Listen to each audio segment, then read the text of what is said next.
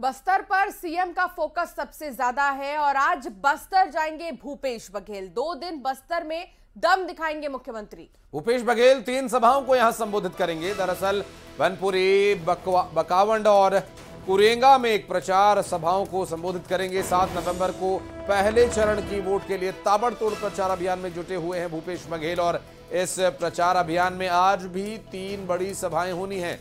2 दिन बस्तर में भूपेश बघेल मौजूद रहेंगे और 3 सभाओं को संबोधित करेंगे। आज के हम कार्यक्रम की बात कर रहे हैं। बस्तर पर पूरा फोकस है मुख्यमंत्री भूपेश बघेल का और बस्तर एक महत्वपूर्ण क्षेत्र जहां से कि आगे का रास्ता भी तय होता है। पहले चरण में यहां पर मतदान होना है और इसके लिए मुख्यमंत्री भूपेश बघेल प्रचार अभियान में जुटे हुए हैं।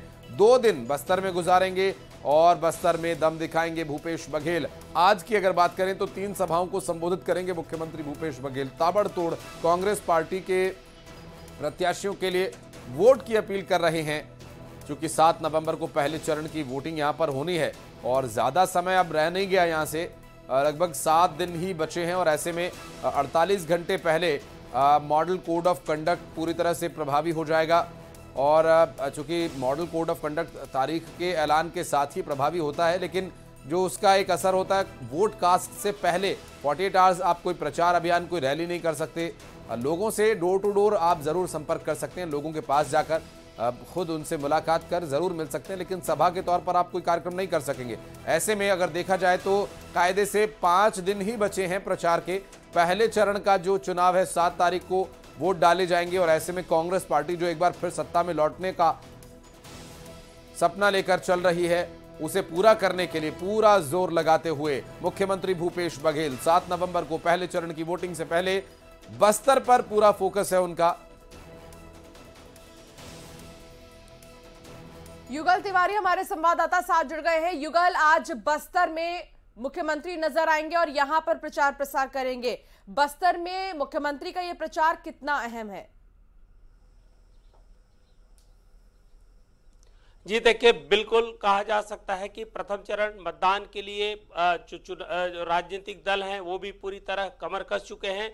साथ ही साथ निर्वाचन आयोग ने भी पूरी तैयारियां कर ली हैं। सभी जितने भी 20 विधानसभाओं में चुनाव होंगे, मतदान होंगे, उसकी भी तैयारी कर ली है। लेकिन मुख्यमंत्री भूपेश बघेल का आज ताबड़तोड़ दौरा है। 2 दिवसीय बस्तर प्रवास पर रहेंगे। 3 विधानसभाओं पर जाएंगे। बस्तर है, नारायणपुर है, कोंडागांव है। तो इन 3 विधानसभा क्षेत्रों में बैक टू बैक वो लगातार सभाएं करेंगे और ये भी कहा जाता है छत्तीसगढ़ के राजनीति के लिहाज से बस्तर का जो सीट है काफी अहम माना जा सकता है और अब कहा भी जाता है कि बस्तर से ही सत्ता का रास्ता तय होता है। और वैसे भी कांग्रेस, अगर हम पिछले चुनाव 2018 की चुनाव की बात करें तो 2018 में कांग्रेस वहां बेहद ही मजबूत है।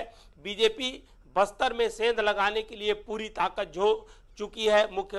मुख्यमंत्री अब लगातार दौरे पर रहेंगे, चुनावी सभाओं को संबोधित करेंगे और जो प्रत्याशी हैं उनमें, कार्यकर्ताओं हैं उनमें जोश खरोश भरेंगे। अगर हम बस्तर की बात करें तो बस्तर में बीजेपी ने भी पूरी अपनी ताकत झोंकी है। अमित शाह से लेकर के प्रधानमंत्री तक का दौरा हुआ है। कई केंद्रीय मंत्री हैं वहां जा चुके हैं, सभाएं कर चुके हैं। तो ये कहा जा सकता है कि 20 जो सीट है माओवाद प्रभावित सीट है, इन सीटों पर पूरी तरह से ताकत कांग्रेस ने लगाई है।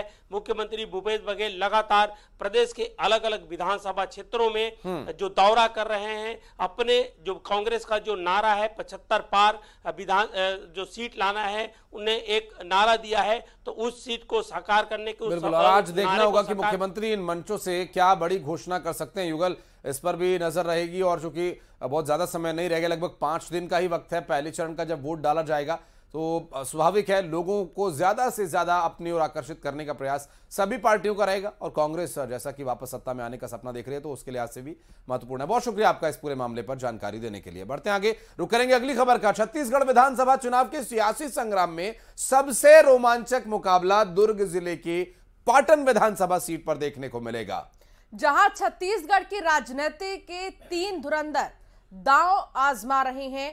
आपके टीवी स्क्रीन पर नजर आ रही ये 3 तस्वीर प्रदेश की राजनीति के संभवतः सबसे कड़े मुकाबले की गवाही दे रहे हैं।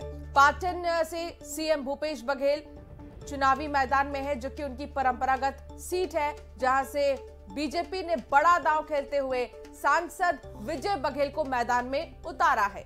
और बात करें सीट की, तो ये सीट अंशिका और भी ज्यादा दिलचस्प हो चली है, क्योंकि विजय बघेल हो या भूपेश बघेल, दोनों के बीच में जो रिश्ता है चाचा भतीजे का। और उसके बाद एक और यहां पर एंगल क्रिएट कर रहे हैं अमित जोगी।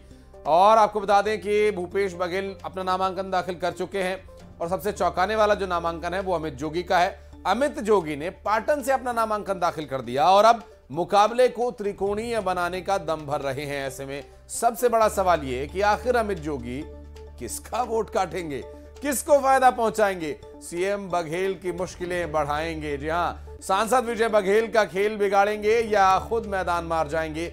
अब यहां पर जो अमूमन हम देखते हैं, जहां पर बड़े प्रत्याशी पार्टी के खड़े होते हैं अंशिका, वहां अमूमन अपेक्षाकृत कमजोर प्रत्याशी सामने नजर आते हैं। अब ये उनका बड़ा व्यक्तित्व होने या फिर लोगों के बीच उनकी स्वीकार्यता अधिक होने की वजह से ऐसा लगता है, लेकिन अमित जोगी चूंकि अजीत जोगी के बेटे हैं और राजनीति के पुराने माहिर खिलाड़ी हैं, भूपेश बघेल अभी मुख्यमंत्री हैं, अपने आप में एक बड़ा चेहरा, और विजय जो कि विजय बघेल इस वक्त भाजपा के प्रत्याशी हैं, तो देखना होगा दिलचस्प ये मुकाबला।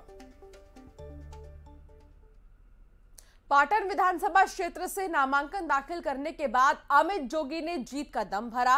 उन्होंने कहा कि 5 साल तक कांग्रेस और इससे पहले 15 साल तक बीजेपी ने प्रदेश को चला, अब यहां न्याय और इंसाफ की लड़ाई होने जा रही है। 23 सालों में पाटन में चुनाव होने वाला है।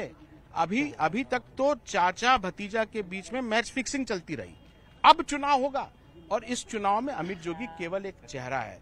चुनाव लड़ने वाले जो पाटनवासी हैं, भ्रष्टाचार से पीड़ित, परिवारवाद से पीड़ित, शराबखोरी से पीड़ित, सट्टाबाजी से पीड़ित जो पाटनवासी हैं, वो चुनाव लड़ रहे हैं और इस बार जीत पाटनवासियों की होगी। अगर मुझको थोड़ा भी डाउट होता, थोड़ा भी संशय होता, तो मैं किसी और सीट पे चले जाता, 2 सीटों से लड़ता, पर आज मैं केवल और केवल पाटन से लड़ रहा हूं, ये दिखाने के लिए, लोगों को ये साबित करने के लिए कि इस पूरे चुनाव में बीजेपी और कांग्रेस दोनों के बीच में मैच फिक्सिंग हो चुकी है।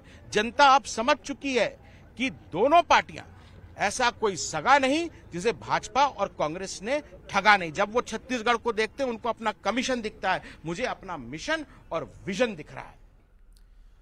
और अमित जोगी के चुनावी मैदान में उतरने से बेखबर भूपेश बघेल अपने प्रत्याशियों के प्रचार में व्यस्त दिखाई दिए। बिलासपुर पहुंचे सीएम बघेल ने प्रमुख विपक्षी पार्टी बीजेपी पर एक बार फिर जोरदार हमला बोला। उन्होंने केंद्रीय गृह मंत्री अमित शाह के रमन सिंह के नामांकन में शामिल होने को लेकर निशाना साधा। साथ ही महंगाई और गैस सिलेंडर के दाम को लेकर हेमा मालिनी और स्मृति ईरानी के प्रदर्शन की याद दिलाई। महिला मन के राशन कार्ड अब कोनो जरूरत नहीं है, लाइन लगे के कोनो नेता के अप्रोच लगाए के सबका राशन कार्ड है और सब लोग 35 किलो चावल मिला थे, नमक मिला थे, शक्कर मिला थे।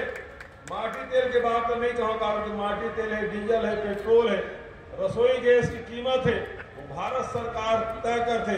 400 सिलेंडर नहीं से जब यूपीए सरकार रही थे, मनमोहन सिंह प्रधानमंत्री रही से, तो 400 गैस सिलेंडर में हेमा मालिनी जी, स्मृति ईरानी जी बढ़िया गैस सिलेंडर के ऊपर बैठ के धरना देवत रही के बहुत महंगा है गैस।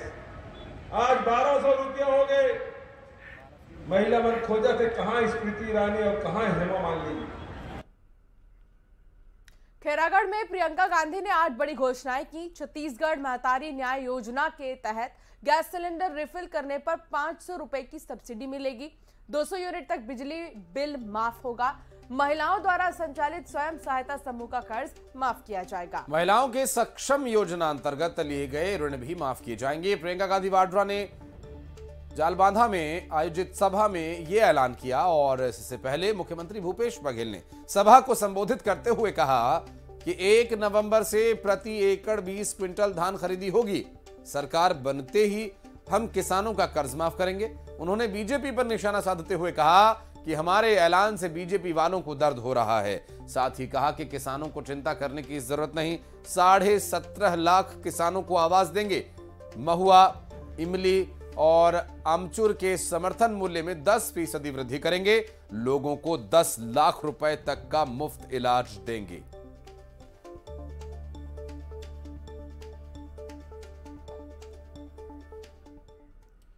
और यहां रुक रहे एक बहुत छोटे से ब्रेक के लिए, जल्द लौटते हैं। आप देखते रहिए न्यूज़ 18।